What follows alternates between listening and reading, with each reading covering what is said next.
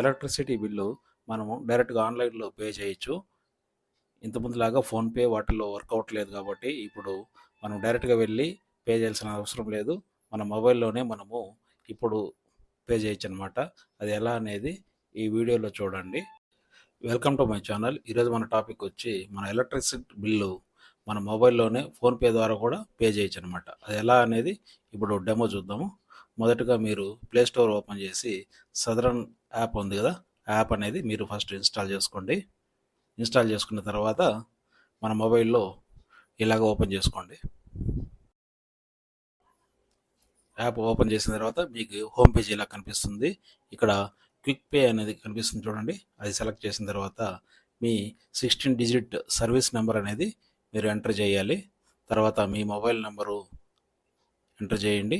తర్వాత అక్కడ క్యాప్చా కనిపిస్తుంది కదా నెంబర్స్, అది చెక్ బాక్స్లో ఎంటర్ చేయాల్సి వస్తుంది. క్యాప్చా ఎంటర్ చేసిన తర్వాత ప్రొసీడ్ అనేది మీరు సెలెక్ట్ చేసుకోండి. తర్వాత మీ ఆ ఇంటి పేరు, ఆ ఓనరు, వారి డీటెయిల్స్ ఇవన్నీ కనిపిస్తాయి. మన కరెంట్ బిల్ ఎంత వచ్చిందనేది కనిపిస్తుంది అనమాట. ప్రొసీడింగ్ సెలెక్ట్ చేసిన తర్వాత బిల్ డేస్ సెలెక్ట్ చేసుకోవాలి. తర్వాత టర్మ్స్ కండిషన్ ఓకే చేసుకొని ఇక్కడ 2 ఆప్షన్స్ యూపీఐ అనేది అది సెలెక్ట్ చేసుకున్నాను నేను. ఇక్కడ మీ యూపీఐ ఐడి నెంబర్ అనమాట, అంటే మీ ఫోన్పేలో యూపీఐ ఐడి నెంబర్ కనిపిస్తుంది. దాన్ని మీరు కాపీ చేసుకుని యాజ్ ఇట్ ఈజ్ ఇక్కడ ఎంటర్ చేయండి. మీకు ఆల్రెడీ ఐడియా ఉంటే నో ప్రాబ్లం. తర్వాత మేక్ పేమెంట్ అనేది సెలెక్ట్ చేసుకోండి. మేక్ పేమెంట్ సెలెక్ట్ చేసుకున్న తర్వాత మీకు టైమర్ కింద కొద్దిగా కనిపిస్తుంటుంది 5 మినిట్స్ 4 మినిట్స్ అని. ఆ టైం వరకు మీకు ఆ లోపల మీరు చేసేసుకోవాలి.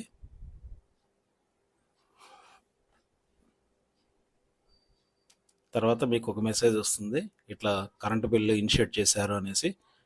ఆ మెసేజ్ చూసుకున్న తర్వాత మీరు ఒకసారి ఫోన్పే అనేది ఓపెన్ చేసుకోండి.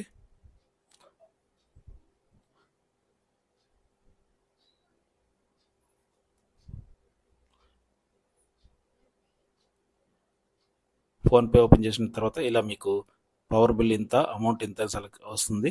అది మీరు ప్రొసీడ్ అని సెలెక్ట్ చేసేసుకోండి. ప్రొసీడ్ అని సెలెక్ట్ చేసుకున్న తర్వాత పేమెంట్ అనేది అయిపోతుంది.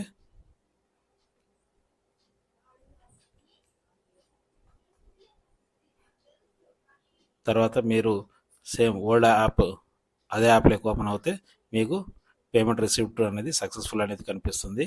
ఇది ఒక కాపీ అనేది మీరు సేవ్ చేసుకోవచ్చు. సేవ్ చేసుకుని ఉంచుకుంటే మరి ఫర్దర్గా ఉపయోగపడుతుంది. Okay friends, thank you for the watching.